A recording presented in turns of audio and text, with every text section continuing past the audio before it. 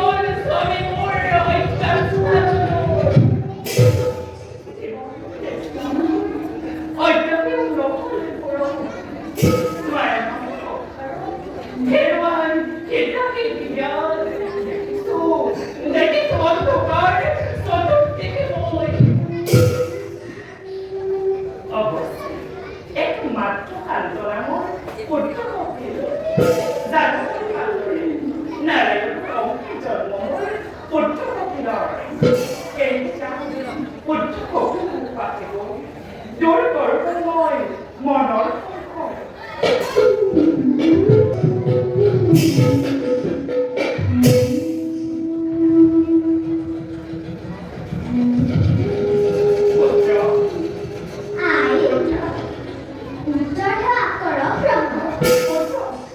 অপৰাধী নকৰিবা মাতৃ তোমাৰ জাদু নাৰায়ণ দিব্য অবতাৰ এবাৰে তো আল্লাহে চৰম স্পৰ্শ কৰে মোক মহাপাপৰ ভাগি পৰিতা হে মাতৃ, জন্ম মোৰ তোমাৰ গৰ্ভে, সেই যুগেই তোমাৰ চৰণ স্পৰ্শৰ বাবে। আই মাতৃ আত্মাৰ তোমাৰ মায়া চক্ৰ কৰি কন্যা কৰ্ম গ্ৰহণৰ বাবে অৰণ্যৰ পৰিক্ৰমণ আৰু ইন্দ্ৰদেৱী কাতৰাৰ আভিলাষ কৰি পবিত্ৰ সংসাৰৰ অন্যে তোমাক দেখি নয়ন আৰু জীৱন মায়ামোহত আবদ্ধ হৈ গৈছো মুক্তিপথৰ সন্ধান দিয়া হে জননী, চিত্ত অৰ্থাৎ মনেহে জীৱক বন্ধন কৰে আৰু মনেহে জীৱক মুক্তি প্ৰদান কৰে। মন বিষয় আসক্ত হলে জীৱক মায়াত বন্ধন কৰি ৰাখে। মন শুদ্ধ হলে ঈশ্বৰৰ ভক্তিৰ জৰিয়তে জীৱক মুক্তি প্ৰদান কৰে। সৎসংগৰ দ্বাৰা হৰি ভক্তি লাভ কৰি মুখ্য লাভ কৰাটোৱে জীৱৰ প্ৰধান কৰ্তব্য। হে মাতৃ, ভাগৱত ভক্তিৰ বাবে মন হৈছে প্ৰধান আৰু কৰ্ণ দ্বিতীয়। মন স্থিৰ হলে গানেৰে ভগৱন্তৰ গুণনাম শ্ৰৱণ কৰিবলৈ সমৰ্থ হয়। আই তুমি জগতৰ আত্মাস্বৰূপ তোমাক পুত্ৰৰূপে লাভ কৰি ধন্য মোৰ নাৰী জীৱন আই কৃপা কৰি ভগৱত ভক্তি পৰিভাষা ব্যক্ত কৰি আমাক কৃতাৰ্থ কৰা হে মাতৃ, পুৰুষে ইন্দ্ৰিয়ৰ বৃত্তিবোৰ নিষ্কাম হৰি ভক্তিত নিয়োগ কৰাকে ভাগৱত ভক্তি বোলা হয়। এই ভক্তি মুখ্য লাভতকৈও শ্ৰেষ্ঠ। অসূয়া পৰিত্যাগ কৰি আন দেৱ দেৱীক পূজা নকৰি মন স্থিৰ কৰি একান্ত মনে আমাক গুণকীৰ্তন কৰি জীৱন মুক্তি লাভ কৰিব পাৰি। যাৰ হৃদয় আৰু মন শুদ্ধ, তেওঁ সহজেই আমাক ভক্তি কৰিব পাৰে। আমাক ভক্তি কৰা জীৱই আমাৰ কৃপা লাভ কৰে, যাৰ বাবে পুনঃ পুনঃ লিংগদেহ ধাৰণ কৰিব নালাগে। আই প্ৰকৃতি আৰু পুৰুষৰ স্বৰূপ সম্পৰ্কে অৱগত কৰা মাতৃ মোৰ, শুনা তোমাক প্ৰকৃতি আৰু পুৰুষৰ স্বৰূপীকৰণ।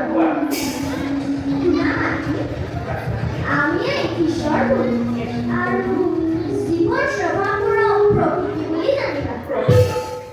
ভাগৱত ভক্তিৰ দ্বাৰা আমাক লাভ কৰিলে প্ৰকৃতি সৎস্বভাৱযুক্ত হয় আৰু সৎস্বভাৱযুক্ত প্ৰকৃতি আমাকেই নিৰ্যায়।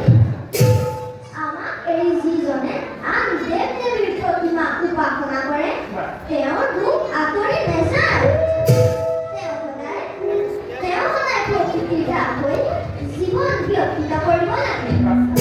হে মাতৃ, প্ৰকৃতি গুণ বুদ্ধিত আবদ্ধ হৈ থাকে। আসক্তি দূৰ হলে জীৱৰ মুক্তি লাভ কৰিব পাৰি। আই আনকি মোৰ বাচিব তাৰ মই সংসাৰত বিষয় বাৰ্তা কৰি ভৱিষ্যত অনেক শিকায় সেই শক্তি লক্ষণ কৰি আমাক ব্যক্ত কৰি মুক্তিৰ পথাৰত সুগম কৰা মাতৃ, ভক্তিটো বহু প্ৰকাৰ। হিংসা আৰু অহংকাৰত মুক্ত হৈ কৰা ভক্তি তামস ভক্তি। পাৰ্থিৱ সুখ ঐশ্বৰ্য বিভূতি কামনা কৰি কৰা ভক্তি ৰাজসিক ভক্তি। আৰু শ্ৰীহৰিৰ প্ৰীতি সাধনৰ বাবে কৰা ভক্তি সাত্বিক ভক্তি বোলা হয়। প্ৰাকৃত মাধ্যম আৰু উত্তম ৰূপে প্ৰকাশিত হৈ প্ৰত্যেক ভক্তি ন ন ভাগত হৈছে বিভক্ত। সগুণ